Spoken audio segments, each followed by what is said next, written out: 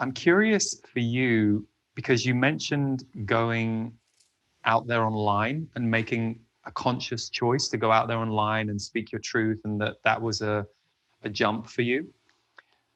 How have you experienced what I would sometimes, I mean, I would call it the psychic energy of being exposed to a large group of people through an online platform?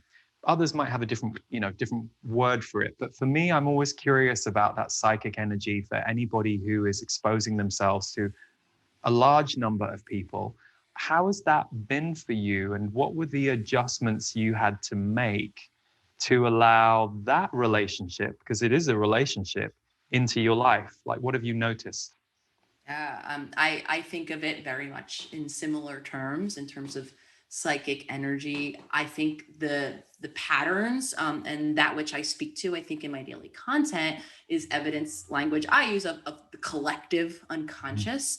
And that's why I believe the account has taken off, because speaking in this more collective way to these collective truths. I mean, Lee, there's community members from all around the world. So that resonance I understood as the increasing numbers, people who are like, yes, you're speaking to me. And that me could be pretty much, anywhere around the world. So the value, I used to be a clinical psychologist in a small practice in Philadelphia. So I had the people that came in and out of my office to study in this way. Now, right, I have the collective unconscious. So I empower myself and I use what I see or what I witness in terms of the patterns and in terms of teaching and in terms of distilling these tools.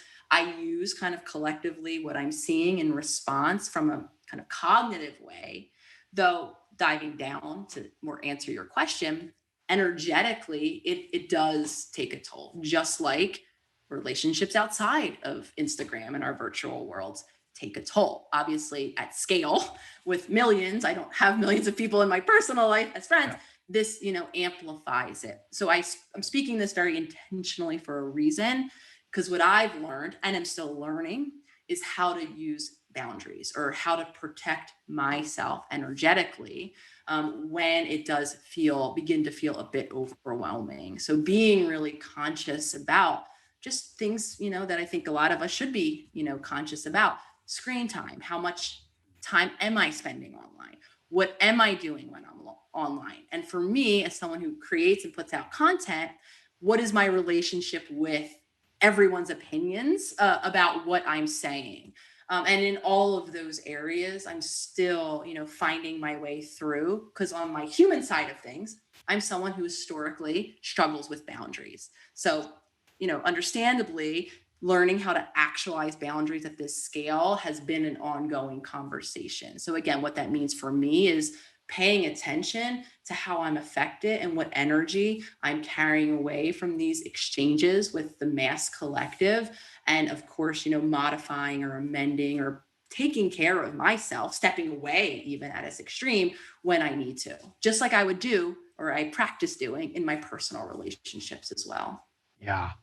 And it's interesting because I think everything you've said, perhaps someone watching or listening doesn't have a work page on social media, but a lot of people have personal pages. And I think the same rules apply because it's still so new to all of us. Mhm. Unless you're very young right now, we're all, what, 12 years into this Mhm. social media, massive amount of voices, massive amount of opinions, and what it does to you as we're in the infancy with this experience. It does really train you around boundaries, and it also really reveals to you your wounds. Like, that's the Yes. thing I Yes. learned very early on. The comments, and this is like 2006, 2007, the comments that would horrify me or would hurt me or would, then I would have to go, oh, hang on a second. Oh, why did that just go off in my ribs or my stomach? Or, it took me a moment to figure that out, but it's like, oh, okay. And then also, now I give myself permission to feel what I feel. Like just a few weeks ago, someone left a not very nice comment. And the comment, what they said didn't bother me. But I was very clear. I was like, this person is not welcome in my world or in my universe, because I would never behave that way to somebody. So I think it exposes so much about our behavior as a collective and the kind of ease of sat behind a computer keyboard versus or would you say that to that person's face in that way? So it's Mhm. this weird, like, truth telling and not very truthful telling as well. We're in this, it's going to be interesting to see where we're at in a decade or so after this whole era of social media.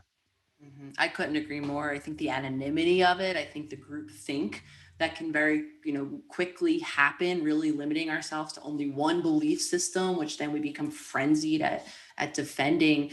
And you're right, this is incredibly new. We're not equipped with the endless stimulation that's available. And then obviously with all of the complications. I think this very unique year where a lot of us are spending more and more now time online because our jobs exist virtually because we're home all of the time.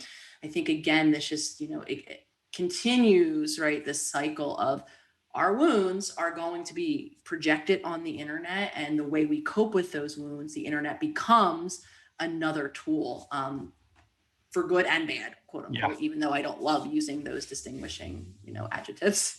No, but I know what you mean. I kind of feel the same way. Someone was saying that the other day. They were like, oh, well, the internet's just bad. And I was like, God.